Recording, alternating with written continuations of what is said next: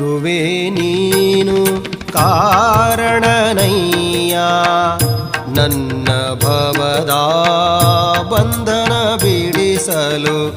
ಗುರುವೇ ನೀನು ಕಾರಣನಯ್ಯ ನನ್ನ ಭವದ ಬಂಧನ ಬಿಡಿಸಲು. ನನ್ನ ಭವದ ಬಂಧನ ಬಿಡಿಸಲು. ಗುರುವೇ ನೀನು ಕಾರಣನಯ್ಯ ಗುರುವೇ ನೀನು ಕಾರಣನಯ್ಯ ಮಾಂಸಪಿಂಡ ಹೋಗಿ ಮಂತ್ರಪಿಂಡವಾಗಲು. ಮಾಂಸಪಿಂಡ ಹೋಗಿ ಮಂತ್ರಪಿಂಡವಾಗಲು.